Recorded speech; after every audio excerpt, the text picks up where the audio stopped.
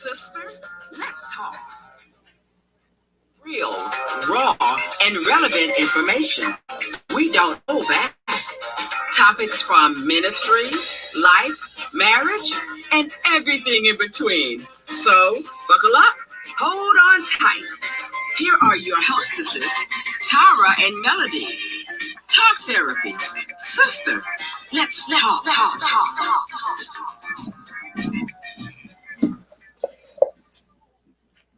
All right.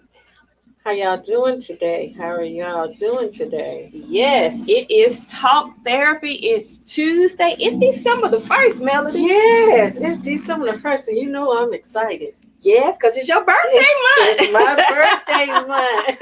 Yes. I am counting down to 50. Yes, I am ma'am. counting down to 50. December 23rd. I can't wait. 22 more days. 22 more days. All right, you guys. So listen, before we get started, make sure you share and like and share. This is going to be a very interesting topic. It's going to be a hot topic. It's going to be a needed topic. So look, you see the title, Are You Good for My Mental Health? Yes. Are you good for my mental health? So go ahead and like and share and like. I am Tara T. Stallings. I'm your host. And I'm Melody Manning, the co-host. All right, you guys, let's get into it. Melody. Let's talk about it. Are you good? Well, before we get started, I want to talk about something else right quick. Okay. Today is Giving Tuesday. Mm-hmm. We want to talk about the Hygiene Closet. Hygiene Closet is a program that the Power Her Circle has, but we do work with other organizations with the with the Hygiene Closet. Couldn't even get it out right. So this is the day that we are asking you all, if you can, assist us helping those that are in need. We supply hygiene products for the young women in the area, and not just the young women, but their families overall. Also the homeless. And a lot of times you would think and take a lot of things for granted. People need, those items. And now they're needing it even more with everything that's going on with COVID and the economy and whatnot. So we have more people that are reaching out. So Tara, maybe at the end of it, you could drop the information for them for because we work in connection with the Elite Eagles on this project. So Tara's going to drop in the comments when we're done tonight how you can give to us to help us support with that particular project. Yes. So now we can get into the meat of what we're going to talk about tonight. We're going to talk about, are you good for my mental health? And when I thought about this, I thought about, and scrolling my timeline made me think about this also. A lot of people are in relationships, Mm-hmm. be it a romantic relationship or a friendship or a family relationship dynamic, a mother, child, mother, their parents, or whatnot. Or sister, brother, or just other family members. It can be straining, and it can work your mental. Last nerve. Yes, and we are in the midst of the holidays right now, and things are a little bit different. Some people are accepting of the difference that we've got going on right now with COVID, and some are not. And we're seeing a lot of people that are facing more challenges with it. So I think we want to start talking about the relationship part of it, the romantic side of it, because that's going to be the biggest issue. Especially during the holidays. Yeah, especially during the holiday. Because you have I always say this, and I'm joking, y'all, but if you don't have a boo, because they call y'all call them boos now, don't play the song "What Do the Lonely Do." Don't do that. at Christmas because it's depressing. Don't play any Sade. Don't play any of that depressing stuff. Cause you know how I feel about Sade.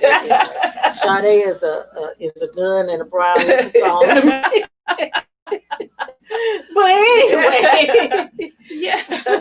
one of the main things we want to hit on is relational anxiety, and that is such thing It is is. relationship anxiety, and that's affecting a lot of people whether they believe it or not, where you're in fear of losing that relationship or doing something that may damage that relationship, which could cause the other person to feel another way. That is totally unhealthy. It keeps you on pins and needles and on edge because you're in a state of fear that if I do this, they're gonna walk away, or either they're gonna get mad, and that almost puts it borderline. Well, if the other person has done something to cause you, let me say, to be feel that abusive. way, it's borderline abusive. Yeah, it's abuse, because abuse is not always somebody physically hitting you. There's verbal abuse, and then anytime you in fear, that's not good. So Which leads to depression. yes, Because which leads to Most depression. people that deal with anxiety, they deal with depression. They kind of like twin sisters. They walk hand in hand. So we're going to talk about that. And again, a lot of people don't realize it. And the partner may not realize it because the partner sometimes does not have to have done anything for the other person to be affected by relationship anxiety, because it's just their fear. Right. That, hey, especially if they're a person that's used to relationships not working out, they may feel like, okay, I don't want to do anything to damage this relationship. So they're in that constant fear or whatnot. So you can start exemplifying those behaviors for anxiety. Yes. And it can affect your overall health, Definitely. Yes. overall health, because then your blood pressure comes into play. Your mood swings come into play, Stress. and your stress levels change, because most of the time when you're dealing with relationship anxieties, you tend to shut down. So there are some things that you may need to say, express concerns about or whatnot. You're not going to do them out of fear, and it could be a real issue that you need to discuss with your partner or whatnot. So you shut down and you don't do it. So you carrying all of that bottled up inside you. And then sometimes when all of that, starts to fizzing and popping and it's time for it to come out, that's why you have people that can be in relationships and the next thing you know, they're ready to commit suicide because that partner is gone or whatnot. Definitely. So we just want you all to think about it. So if you are in a relationship, think about what you're displaying. Are you comfortable talking about what you need to talk about? Are you comfortable living a life that's fulfilling to you? Yes. Also, Yes. because sometimes people adjust their lives to their partner, and they're just living, they're not thriving. Yes. Let's talk about that a little bit because, and we say partner, well, that's you could be married or not married, and to me it's worse if you're not married. Yeah. Because you committed yourself to a person that's not in covenant with you. But if you're in covenant, which is marriage with someone, and you're in fear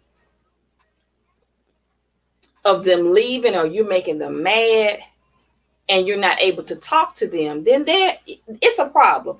And let me just say this, because a lot of times I've heard people say, well, I'm compromising. And you do have to compromise when you're in a relationship. That is not what we're talking about.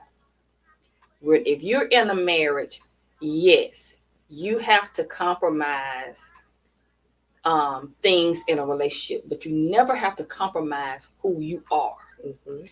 Because when you're in a relationship, the purpose of that relationship is to help add to the other person, and that other person is adding to you. Now, of course, personality,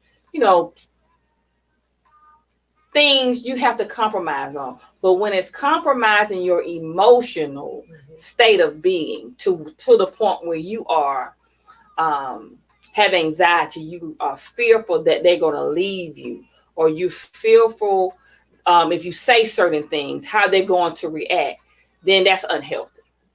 That's very unhealthy. When you have to, even your children, when you have to be careful what you say and what you do around them because you fear them blowing their top, that's unhealthy. In any type of relationship, marriage, boyfriend, dating, mother, child, friendship, any type of relationship, because that's not a healthy relationship. And unfortunately, it's so many people that have become accustomed to the dysfunction of relationships that it's become their normal. True. And that's why we're talking about it, because we want you to just examine some stuff. And Tara said, in fear of them blowing their top or whatnot. And again, the other person may not be that type of person to blow their top. It's a self-imposed thing for some people. So sometimes when we're in relationships, we're so happy that we're in love and whatnot, and we miss a lot of things. And when you're in relationships, sometimes you can't always be examining the other person. We have to get where we examine ourselves in a relationship. Ask yourself sometime, hey, what am I doing in this relationship? What am I bringing to the other person? How do I truly feel in this relationship? Do I see myself with this person long term? Can I continue to function like I function? Am I able to be myself? What I'm bringing to the table, is it enough? Because especially when you're young in relationships, fresh in relationships, or when you're dating, it's important to take that step, not just to evaluate the other person. You've got to evaluate yourself as well, as to why am I doing this, especially when you're doing things that you don't normally do. Because sometimes we're quick to say, oh, I don't normally do this. This got to be love. No, not necessarily. Not necessarily. No, not necessarily. Not necessarily. So you do have to be mindful and take that time and do the self-examination as well.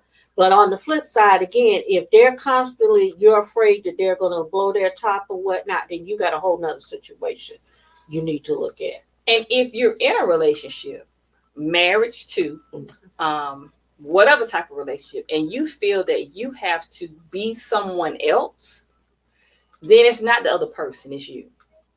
If you feel like you have to change who you are so that someone else can accept you, then it's not them that needs to do the evaluations. It's you. Because you should not have to change who you are for someone to accept you. Everyone has character flaws. Everyone does. And when people accept you, they have to accept you for the good, the bad, and the ugly. True. They have to accept you for who you are, character flaws and all. And if you feel like you have to be someone else so that the people around you, the person that you are in relationship with, for them to accept you, then you need to take a few steps back. And then I always say, I call it the man in the mirror. Reevaluate who you are, because there's a step in your psyche, in your mental health, ability, emotions that has been missing or has been flawed, because now you feel like you have to change to make someone like you. And the main way to tell if that is one of the issues is if you feel like you're always having to prove yourself to that person. I gotta prove who I am. I've got to prove how smart I am. Mhm. I've got to prove that I'm the person for them or whatnot. Mhm. Those are the type of things you got to really, because Yeah. then, you may not be what you're trying to be so that they will accept you. Mhm. So, yeah, you have to really take a look at that.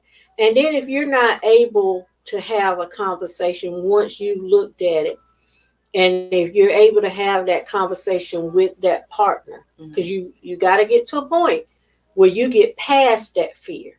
Yeah. Because well, let me back it up.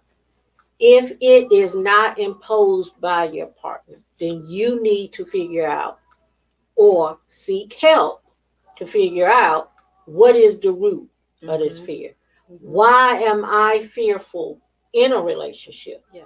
And you need to deal with that because that's a baggage you don't want to take Yeah. into a relationship because what you're going to end up doing is driving the other person crazy. Because most of the time, what comes along with that is insecurity. It does. So you're going to drive the other person crazy. Where you at, what you doing, who you with, what time Mhm. you coming home, where you being, all of that. Right. So you got to figure out and deal with why you're in that emotional state because there's something that triggered that. And most of the time it can be from previous relationships. Definitely. Or it can again be from something that happened in childhood. It could have been you watching your parents' relationship.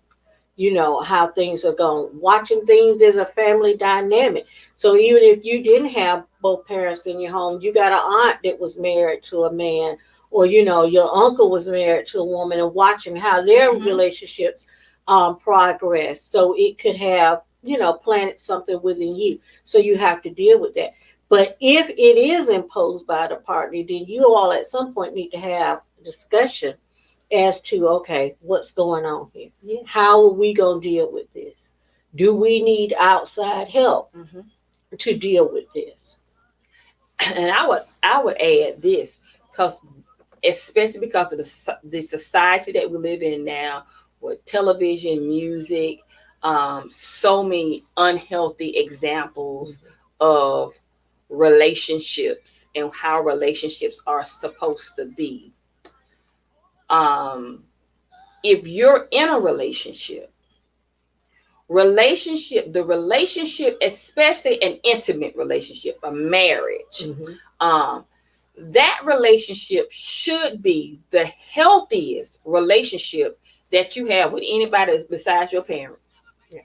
You should be able to be Safe. safe, yes, Yeah. safe, and your true self around that person at all times. If you're in a marriage or you are dating, thinking about getting married, and you cannot be your true self, then you need to reevaluate that.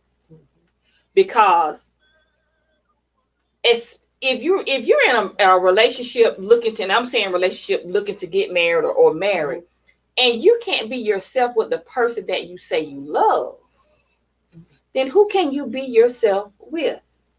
Who can you be yourself with? Wow. And so, who wants to live a life with a person that they say they love and the person loves them, and they have to live a falsity, live in falsehood because they can't be who they really are? And that runs deep, Tar, because when you think about it, with that, when you go home, your residence, your home, your bedroom should be your solitude, your Yes. peace, and if you're not, you and your partner, your husband, spouse, or whatever, are not there and you're not genuinely yourself, then you don't even have peace at home. You don't.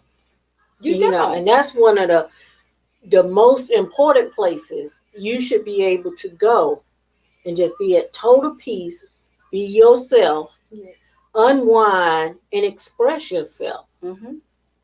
But so often we're not taught that. You said it earlier. You watch your mother, your uncles, your aunts. You see them in dysfunctional relationships. So you take that to be how a relationship is supposed to be. And you start displaying those same behaviors. Because remember, it's not what a person is taught, it's what's caught. Right. It's how we live. It's not what a person tells you, it's what you see, what you display. You either become that person or you become the total opposite. And neither one of them are good, because both of them at extremes can be detrimental to a relationship. Because that's where insecurity can rise up. So are you good for my mental health? Your partner, just your family member. Yes. Because we have siblings that still dealing with sibling rivalry. Could be 70, 80 years old and dealing with something that happened when they were 10 years old, and they're still holding on to that. It's funny, but it's not funny. Still holding on to that deep inside, and it rears its head, every so often. And most of the time it's if you're together for long periods of time at a family function or something. let's just be real. Yes. It comes up somewhere in the conversation in the midst of stuff, and you got somebody sitting there looking like they still holding on to that. Yes. And by that time they're laughing at it. Other person is serious or whatnot. They're in a whole nother atmosphere because it has affected them differently. And you like, really? So the thing is how do you deal with moments like that? Because this is the holiday time, and even though we may not be together physically, people are doing Zooms, and even with the Zooms, you're still talking, you're still laughing and whatnot, and some stuff can come up, be it good, be it bad. And if it's bad, sometimes you got to learn to say, okay, family, see y'all next holiday. Or schedule a time. Now, sometimes you can't. I'm a big advocate for talking through the problem, but everyone may not be to the point where they are ready to talk. Because when you have a conversation, when you're talking about it, you're listening for understanding, and you're expressing how you feel and how it affects you. Most people, when they say they're talking, it's a yelling match. It's you did this and you did this and they did this, and that's not communication. That's because they're listening to respond. Yes. And a lot of times we as humans, we do it. We hear you talking, but we already figured it out ahead. Oh, I'm coming back with this and I'm going to say that and I got this to tell her. I'm going to tell him this. Instead of actually hearing what the person is saying, we're listening to respond. Yes. And that's not proper communication. It's not. Not at all. Because you miss so much in the translation. You could have had a I'm sorry in the midst of that, but you didn't even hear it because you formulating your thoughts of what I'm going to say. From those conversations you had before with yourself about the next time this comes up, this is what I'm going to say. We've all done that. Yes, we have. But we have to get to a point, especially now. We are in 2020. When I tell you, I see so many people say, well, 2020, they talk about seeing clear. Well, let me tell you something. I see clearer now. When we started the year off, it was 2020 clear vision. If your vision is not clear, you may need to get some new prescriptions or go get your eyes checked, because this has been a year to reset. Yes. So that you can see clearer on every aspect of your life. True. And when we're talking about mental health and relationships, especially with the death of so many people, the isolation. Mm-hmm. You have, I joked about it beginning of the pandemic. I said you're gonna either have a lot of pregnancies or a lot of divorces. Mm-hmm. Well, we have both. Yes. Yes. You have because both. the divorce rate is really Yes. on the climb, because you got a lot of couples that haven't spent this much time together, and they really realize they don't like each other. Yeah. They didn't like each other, or they were there for the wrong reasons. So, and they're not able to spend that much time with each other. Mm-hmm. So we really have to look at it, are you good for my mental health? So you have to ask yourself that question. The people that you are around, is it good for your mental health, your mental stability? Mm-hmm. Are they causing you anxiety? Are they causing you frustration? Are they causing you to be depressed? Mm-hmm. Even your parents. When I'm talking about, I'm not talking to you guys that live with your parents and they take care of you. That's not who I'm talking about. And they may be dysfunctional, but if they're taking care of you, it's not too much you can do except able to take care of yourself. Yeah. Yeah. But I'm talking to you, if you are an adult and you have a parent that has some character flaws, because remember, we all have character flaws. Mm-hmm. We all have character flaws. And what I had to learn when dealing with people is a lot of times, especially with parents, when they deal with their children, they cannot separate the fact that their child is an adult, and they still try to address them from the viewpoint and the perception of when they were a child. Mm-hmm. So instead of looking at, this is still your child, but this is your adult child now. Mm-hmm. So you have to they have to deal with you differently. And the child has to deal with the parent differently. Now, a lot of parents, I'm not going to say most, but a lot of parents are what we call stuck in their ways. Mm-hmm. They don't feel like, and depending on what era they were brought up in, they don't feel like their child should correct them or call them out on anything or even discuss certain things. They just feel like you shouldn't. You just being disrespectful. But when it's to the point when they're not good for your mental health, when your mental health is being disturbed, you have to do one or two things.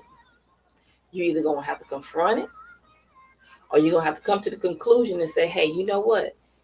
I'm going to have to let this go, because I can say something. They're not going to get it. They're not hearing it, and they may never will.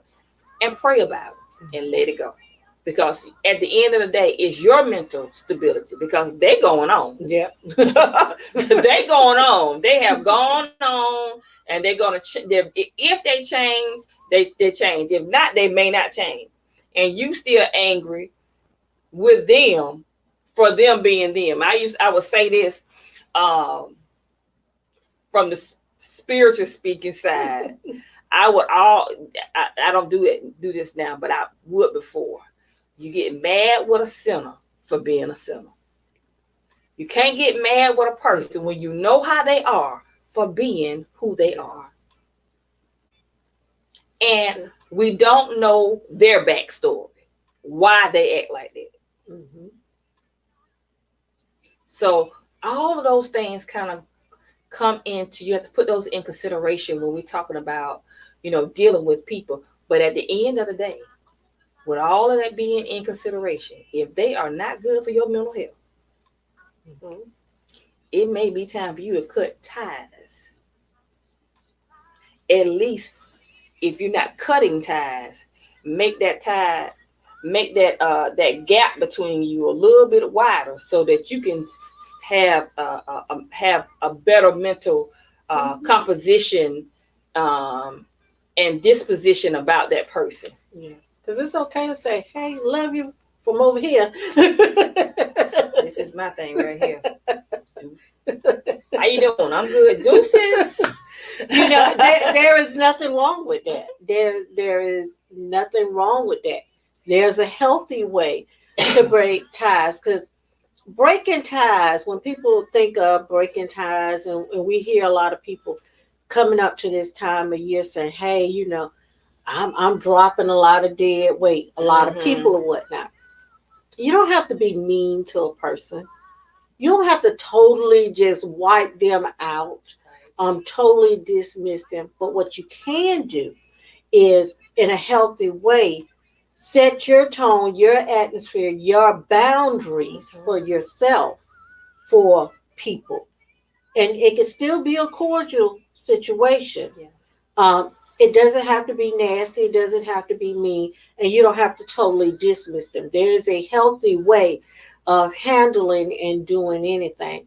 And if you have people like that, and if you find that the conversations that you may have with people can be bringing on anxiety, then hey, you just can't have those conversations with them. Now that don't mean you can't check on them, but you remain in control of the conversation. You know, you hear them, you checking on them, you making sure they're okay and whatnot, and keep it moving. You know, there's healthy ways to do it. Yeah, I just experienced that recently with one of my family members, and I know my personality, and I know what I'm passionate about, and I know how things can irritate me because I'm passionate about it. So when you know someone is not going to change, and when they start displaying the behaviors that you know gonna cause you to get attitude, it's time for you to get up and go. Yeah. And that's what I had to learn how to do. When they start displaying the behaviors that we've talked about in the past, that this is why you shouldn't do this, and why 1, 2, 3 ABC, and they continue to do it, that's when you have to make a decision.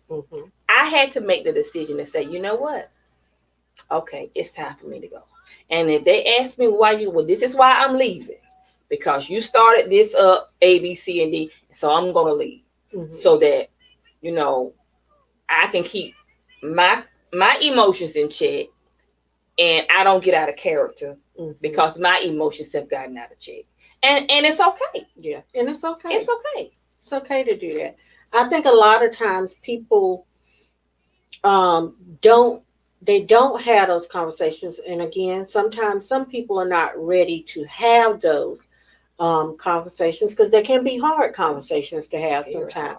But when you're doing that, you don't have to make a big announcement. Hey, I'm cutting such and such off. No. You don't have to do that. You, like I say, control and set your own boundaries, because the only person we can be responsible for in the end is ourselves.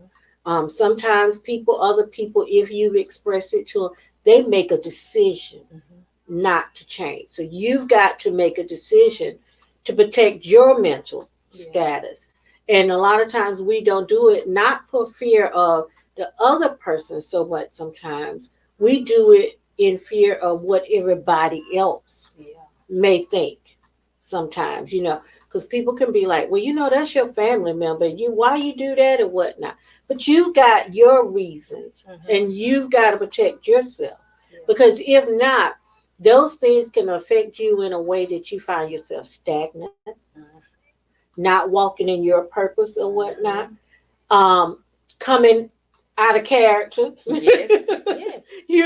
Which can lead to bigger things and whatnot, and put you in situations that you don't want to be in. I have no business being in, because it's generally, just not you, because everybody does not get it. Right. You may be on a level where you've gotten it. They just may not be there yet. Not saying that they won't ever get there, because, hopefully at some point they'll be like, hey, I did this. And, I'm not that anymore. I've grown, I've learned. And then they're ready to have a conversation sometimes. But we have to really take care of ourselves, because even if you don't take care of yourself, you can't take care of anybody else. Right. They always say you can't pour from an empty pitcher into Right. anybody else. You got to take care of yourself, and you got to do the hard things sometimes when it comes. And to I want to taking care say of this yourself. because a lot of times people will use that excuse, even the advice, because what you said is totally true. But people will take that and twist it. Mhm. They will take it and twist it and say, "Oh, well, you know, I just gotta cut ties with them because they have bad energy and they in my space and all of that stuff." When you have not tried to effectively communicate with them, Gotta try to. you have to really try. Now, if you tried to communicate with them 10 years ago, and you still talk about this bad space, because the person you were 10 years ago, they're not that same person, and all situations change. Mm-hmm. So you really have to try to come to some type of resolve. And if you know that you cannot come to a resolve, that's when you have to say, "Hey, I'm going to have to deal with you from a distance because you are affecting my mental health." But don't use it as a cop-out to say, "Hey, I'm just not dealing with them because I tried and it was in 1947 and they didn't try. We was a yelling match." That was in 1947. That was in 1990. That was 5 years ago. You try to make peace. Mm-hmm. And when you notice that you cannot make peace, then sometimes the peace is stepping away. I'm a venture to say this, Tara. I believe we have lost the art of communication, because proper communication, is an art form, and I think we've lost that, because you have people that talk all the time to people, but are they having real conversation? And I think some of that comes from where so many of us have been hurt. We're dealing with so many other things that are outside that's affecting our internal. Mm-hmm. And a lot of people don't trust. Yes. They don't really trust. You got people that say, "Hey, that's my best friend," but you really don't genuinely trust them. Mm-hmm. And if you don't really trust them, how are you all really communicating? And the question is, what are you talking about? So some of that, when you're saying, "Oh, I'm going to cut them off," have you all really communicated? And that might be something we need to talk about, the real art of communication. Yes. Because I think we've lost that somewhere in translation. And that's why so many people can find it easy to text. Mm-hmm. Oh, that's Instead a whole of- nother show. It's easier to text because we've lost that. Mm-hmm. It's easier to send an email Mm-hmm. because we've lost that. But it's something about that verbal Yes. communication. You can tell tones, because I'm a firm believer. You send me a text message and if I'm like, "Hey, wait a minute, I need to call you because I need to know what the tone is behind this text message." Because sometimes you can read something and you'll be like, but they don't really mean it that way. Right, correct. Because when you talk to somebody, you can hear that in the tone. fluctuation Yes. and stuff in their tone. You can't do that with a text message. It leaves a lot to the imagination, Yes. which is scary. So I think we might need to talk about that, the real art of communicating. Because if we and people genuinely understood the art of communication, relationships, Mm-hmm. Romantic relationships, parent-child relationships would be so much better. Because just think about, when technology started advancing and before that, families had to genuinely talk. They didn't have cell phones. A lot of folks didn't even have house phones in the neighborhood. That's right. That's right. That's right. And the women would sit on the porches and they would talk. Mm-hmm. The men would gather and talk. Not just at the barbershop. They'd be under the tree with the trash can and the smoke coming out. They were talking. Yes.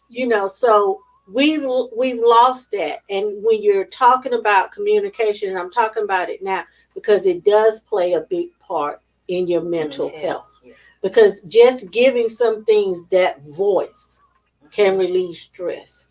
Oh, can you please say that again for our listeners? Giving some things voice, putting a voice to it can relieve stress. Because some things you're carrying around that heavy load, that burden on, and your body's tightening up, you got a headache, your blood pressure is up. If you just speak it, yes, and if you're able to speak it in an atmosphere where you feel safe, non-judgmental, it lifts something off of you. Now, that may not solve all your problems or what's stressing you, but it does reduce it some. It does. You're releasing it some when you put your voice to it. It does. That anxiety, if just talking to somebody and letting your concern out, it gives the other person a chance to respond. Yeah, because I do it to mail all the time. Well, we do it to each other. I'll call her, she'll say, Tara, what's wrong? Well, what's wrong today? And she do it to me now. But look, most of the time I get her as soon as she pick up. Wait a minute, let me tell you this right here, Tara. But that's so powerful. I'm so glad that you brought that up.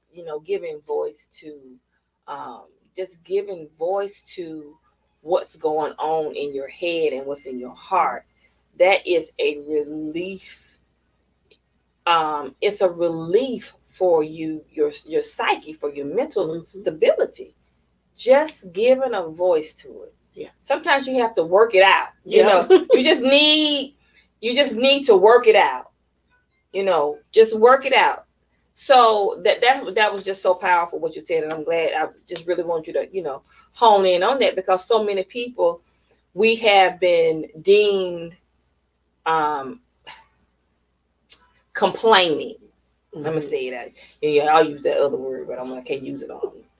Complaining when you are sharing. It's not that you're complaining. You've given it a voice.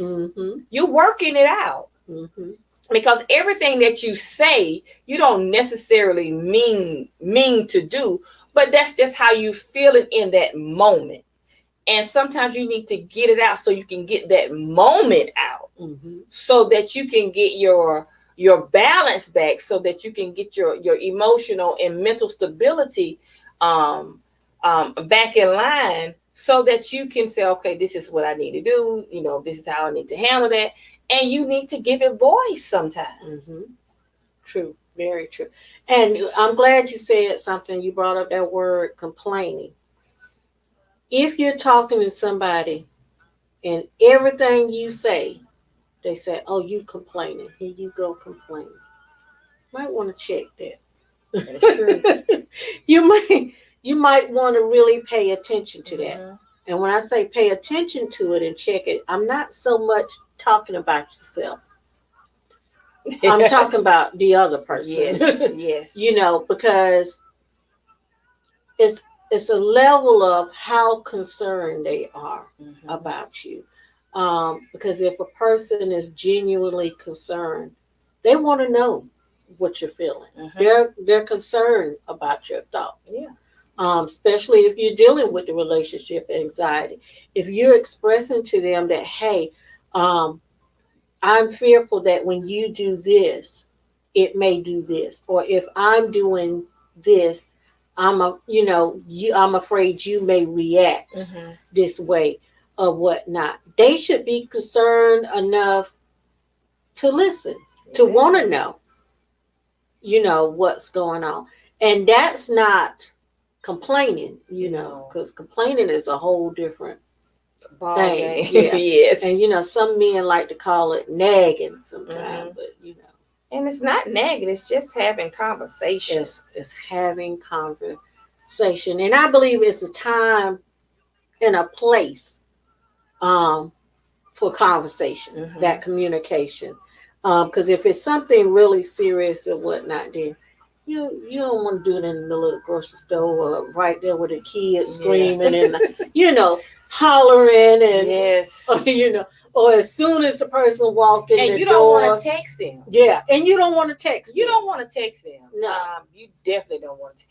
We do live in a society where texting is very prevalent, and I text, but I think intimate relationships, it needs to be a phone call. it needs to be conversation. Yeah, a conversation, a voice. Yes, it needs to be conversation. And I really would, I go even further, a face-to-face Yes, conversation. You know, so that you can see, and tone and body language. body language plays a major part. I've had blocked so many numbers because of texting. I will block you and not answer because of text. Oh, okay. You don't want to talk to me, because you texting all the time. It does. all the time. I hate that WYD. Let me tell you something. Don't WYD. Because why you WYD is because somebody is there with you. That's what it is. You don't want to, so don't do that, honey. Because I'm a pro at I'll block your number. I got an anointing to block your number. You may sit on red for a while. So yeah, you just sit on red for a while. Yeah. They'll be like, "Oh, I know she done read that." Red, yes, Mhm. yeah. So we really need to just, we have to really check ourselves, check to see, if the person or persons that you're dealing with are really good for your mental health. Yeah. We're about to go into 2021. Yes. This has been an eye opener of a year. Mhm. And 2021, if it hasn't brought if it hasn't brought change in a positive way in your life, it's time to do it. Mhm. Change the way you communicate. Change how you allow things and people to stress you out or cause you anxiety. Change how you look at life, period, from your mind, body, and spirit. You have, because every aspect of life has been changed. Mhm. So we have to reevaluate how we do life, how we do people, how we do our spirituality. Mhm. We have to change that for the better so that you can become better. Yeah. It's time out from just talking about what you're gonna do. It's time to do it. Mhm. Because if you don't do it now, you may not get a chance to do it. Yeah. That's true. That's just reality. You may not get another chance to be the better you, Mhm. to heal a relationship, to mend a relationship, to build a relationship, to heal and become whole in yourself. Mhm. You may not get that chance. So it's time to really evaluate. And I'm gonna even say this. You say, are you good for my mental health? Sometimes you have to ask your own self that question, Mhm. not other people. Yeah. Because sometimes you Cannot be good for it. could not be good for your own self. That's true. Yeah. That's really Your true. thoughts, your beliefs, your behaviors. Sometimes it's just you that needs to change. Because before you can set the boundary for anybody else, you got to know what's going on with you. Mhm. So you can be the problem. And I just want to say this right now with COVID and the economics and everything that's going on within the world, you're going to probably hear us talking more about mental health. Mhm. And it's time that we as a culture move past the stigmatisms of mental health, because mental health does not necessarily have a diagnosis on it. Mhm. Your self-esteem, all of that falls into your mental health. And There's so many outside factors going on. That's why we've got to be good on the inside. Yes. And your relationships are going to play a big part of it. Communication is going to play a big part of it. And I'm just going to say this because, it saddens me sometimes, because I was on the phone with Tara the other night and I had to stop and I said, wait a minute, and I'm reading some stuff. It's a lot of people that are dealing with things right now, really dealing with it, because this is something totally new. Yes. That has not been seen in how many years? Well, even it's different from past, from 1919. It's You different know, from then, so- yes. and everybody may not be affected the same. You may be not affected by it, someone else, and you can't tell people how to feel. So we're gonna need each other. Mm-hmm. We're gonna need each other, and to be able to support each other, we got to be able to communicate with each other in a healthy way. And if you are experiencing, or someone is close to you that are exhibiting signs that are totally out of the norm for them, get them some help, Yes. because they need help. I don't care if they're just seeking attention. Mm-hmm. It's a Because- reason they seek attention. It's something going on with it. Even if you like, hey, get them some help. Mm-hmm. Get them some help. Too many times we turn a blind eye to things. And we'll say, oh, that's just them. Mm-hmm. Or now they want, these days and times, you never know what's going on in a person's mind, because we have become professional mask wearers. Oh, say that again. My God. We're going to have church in a minute. We can put those masks on so good. Every laugh is not a laugh. Mm-hmm. Some laughs are a cry. Every cry is not for sadness. Some tears are for joy. Mm-hmm. But we still have to know how to receive each one from people. So I'm just saying, pay attention to your people. We've been saying this for the last couple of months. Pay attention to your people. Yeah. It's really important that you pay attention to them. Listen to what they're not saying. Yes. Yes. And don't just assume anything. Mm-hmm.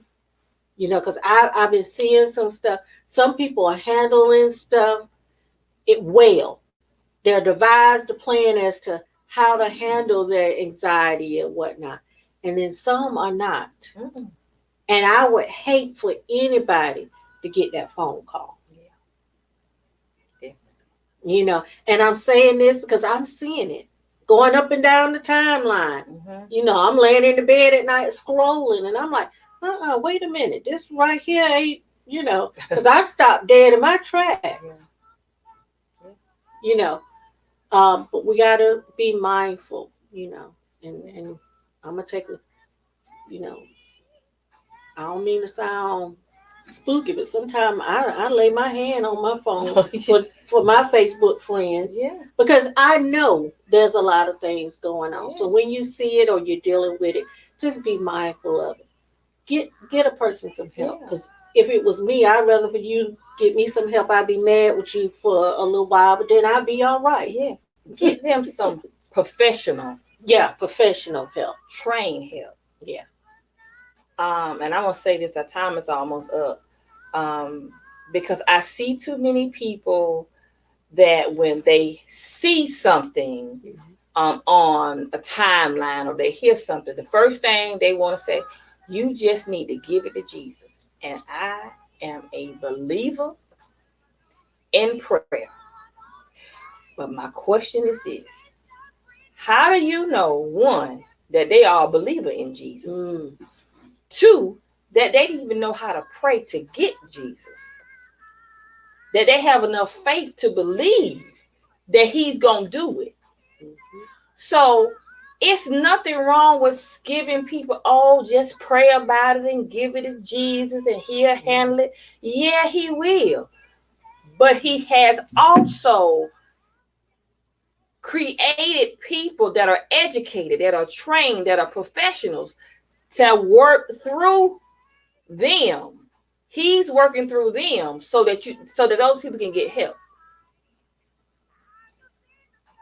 It amazes me that when people have high blood pressure, they don't say just go to Jesus and pray about it. They go to the doctor and the doctor give them some medicine and they take the medicine. Mm-hmm. When they're in pain, they take Tylenol and aspirin.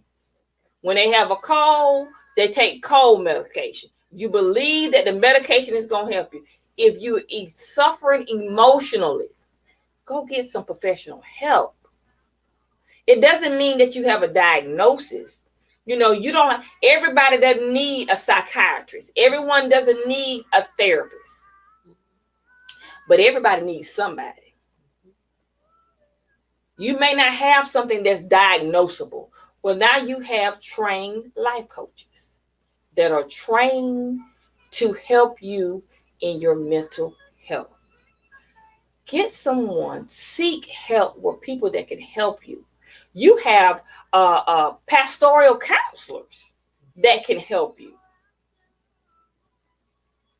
So don't just dismiss and say, oh, just give it to Jesus. Because I know he is the healer, not just my healer, but the healer. But I do know this.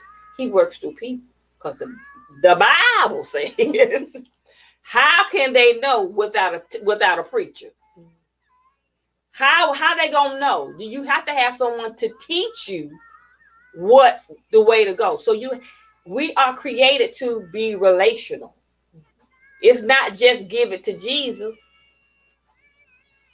because you don't know who Jesus is gonna work through. You don't know who he's gonna work through. Who has your answer? So go and get some help. Don't be afraid. Go and get help.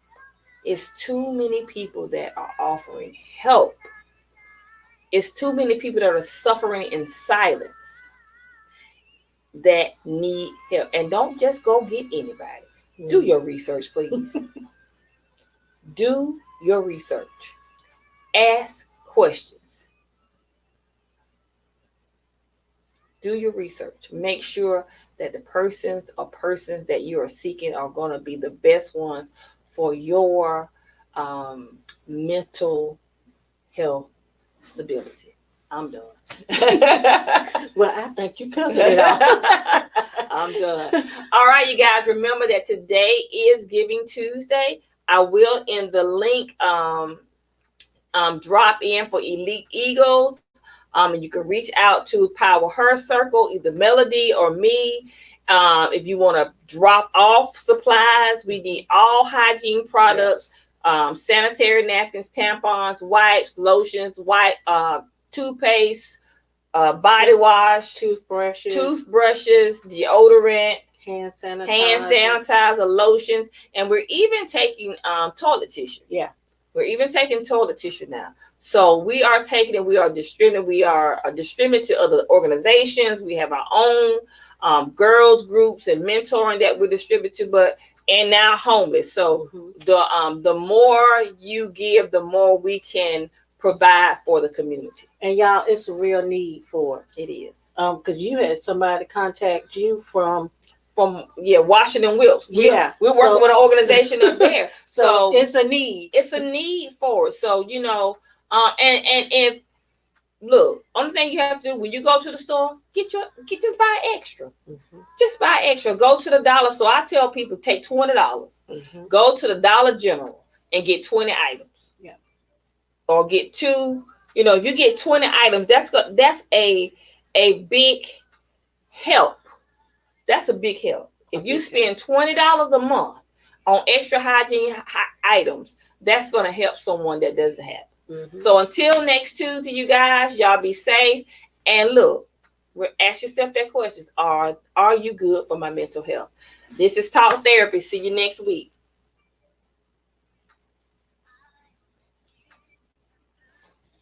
Much for joining us. Come back next week for more real, raw, and relevant information here at Talk Therapy. Sister, let's talk.